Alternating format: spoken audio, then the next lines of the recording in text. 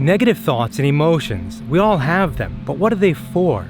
Is regret of the past or worry about the future useless? Not according to evolution by natural selection. They guide adaptive behavior.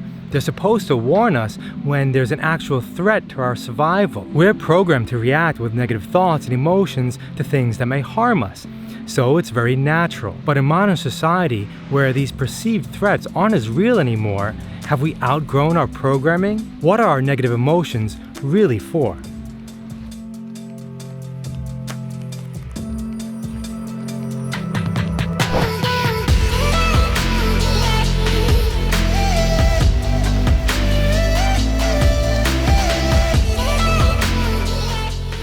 For example, I have anxiety in certain social settings. I'm programmed to according to evolutionary psychology. This programming is meant for me to give the best impression to other people who would potentially have helped me survive in the small tribal communities of primitive times. My anxiety is basically warning me to not make a fool of myself in front of others. I'm embarrassed at talking to the camera about this stuff in public and in front of all these people I'm on the cruise with. But the truth is, I'll probably never see most of them again, so the social threat isn't real. If such emotions are an overreaction to perceived threats in many cases, how do negative emotions really serve us?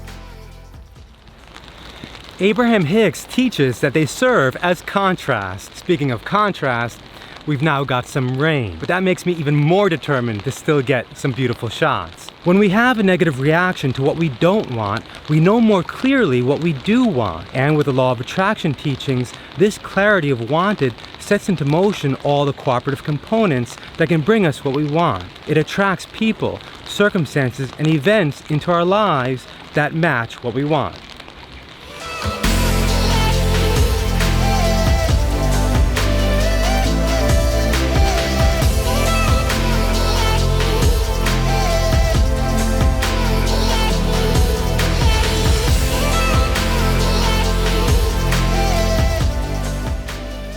Negative emotions are useful to guide us to what we want, according to Abraham's teachings.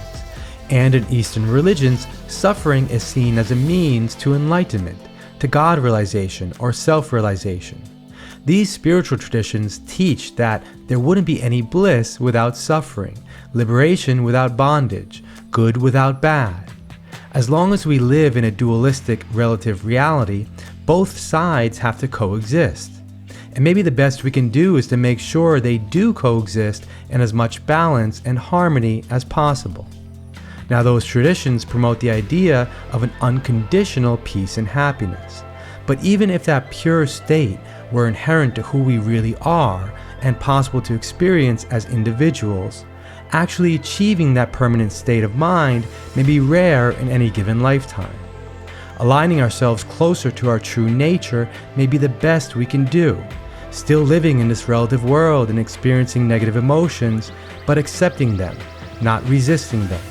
Abraham also doesn't denounce negative emotions that come from negative experiences, or what they refer to as contrasting life experiences.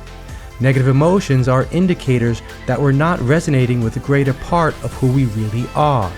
We're not resonating with our inner beings that are guiding us with that broader perspective. In their words, these contrasting experiences help us launch rockets of desire that move us forward in a constant state of becoming. It does seem like this process of becoming more than what we were before, of evolving, of improving, is a natural one from both the evolutionary perspective and the spiritual perspective. In our space-time reality, or time-space reality, the word Abraham likes to use where they reverse the order for some reason, we're meant to be driven forward. We're going somewhere, and our negative emotions may be a driving force of that.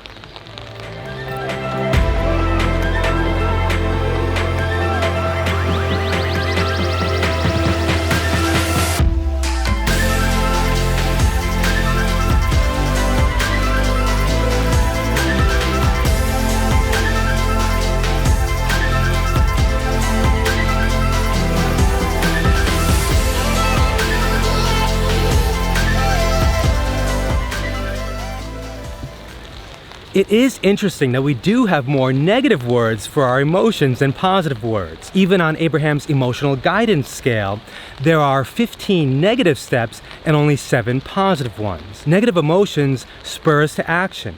Contrast is a good thing. It's part of the sifting and sorting process of knowing what we don't want so that we know what we do want.